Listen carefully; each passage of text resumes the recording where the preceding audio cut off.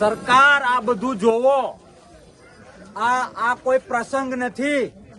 આ મારા ખેડૂતો પોતાનું કામ મૂકીને પેટ્રોલ અને ડીઝલની લાઈનમાં ઉભા છે અને હું કોઈ હાઈવે ઉપર નથી, ગીરમાં સરકારી અમરાપર ગામમાં છું। ત્યાંના પેટ્રોલ પંપમાં જો આ હાલત છે, ત્યાંના પેટ્રોલ પંપમાં આ હાલત છે, તમને બધું કામ મૂકીને અહીંયા આવવું પોસાય છે? આ ખેડૂતોનો અવાજ છે। ખેડૂતોએ ખોબલે ખોબલે તમને મત આપ્યા છે। તમારે ક્યાંક ને ક્યાંક જે હકીકત છે એ લોકોને જણાવી દેવું જોઈએ।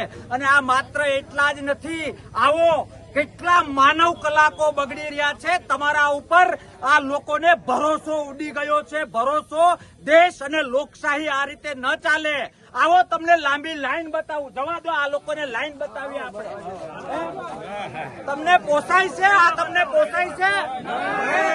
થોડાક સરકાર, થોડાક માણસ થાવ, થોડાક માણસ થાવ। એના કરતા ગોળી મારી દો, અમને ગોળી મારી દો। અમારા જે આ કેરબા છે ને, અમને માથામાં મારવાનું મન થાય છે। થોડાક માણસ થાવ। આખું ગુજરાત ધંધે લાગ્યું છે। હું રિપીટ કરું છું, રિપીટ, હું હાઈવે ઉપર નથી, જંગલના એરિયામાં સરકારી અમરાપુરમાં છું। ત્યાં પણ આ ડીઝલ માટે મેળો જામ્યો છે, મેળો। શરમ કરો, શરમ। ખોબે ખોબે તમને મત આપ્યા ત્યારે તમારો ગુલાલ ઉડ્યો છે અને આજે તમને કોઈની આંખમાં જે લાગણી હોય, જે દર્દ હોય એ દેખાતું નથી। સરકાર, જો ન ફાવતું હોય તો ઘર ભેગું થઈ જવાય, બીજાને ચાન્સ અપાય। ખોટે ખોટા બીજા બાનાઓ આપીને આવી પોતાની મર્યાદાઓ સાચવવા માટે શા માટે અસત ઉભી કરો છો? આવો તમને લાઈન બતાવું, આવો લાઈન બતાવું।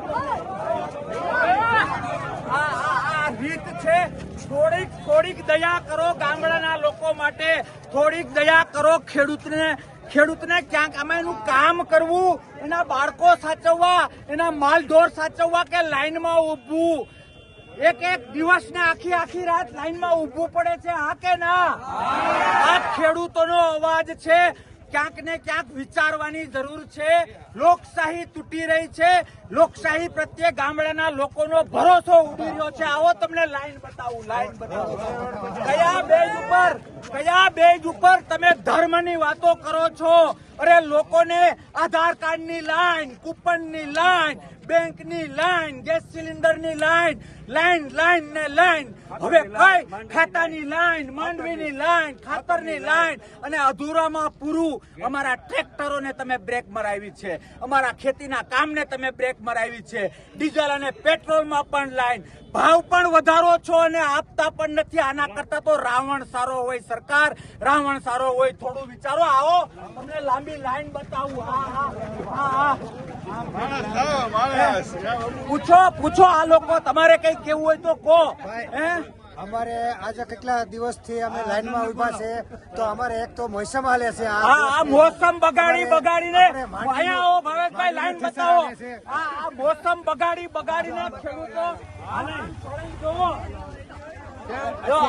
સળંગ લાઈન દેખાય છે આખા રોડ ઉપર। આ જંગલનો અંદરનો રોડ છે, સળંગ લાઈન દેખાય છે।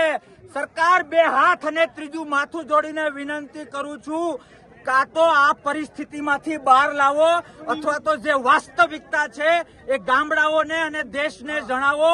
ગામડાના મારા ખેડૂતોને ગુમરાહ કરવાનો તમને કોઈ અધિકાર નથી। તમને કદાચ એવું હશે કે લોકોને ભૂલી જવાની આદત છે, પણ મારા શબ્દો યાદ રાખજો કે હવે હદ થઈ ગઈ છે, પાણી નાક ઉપર આવ્યું છે।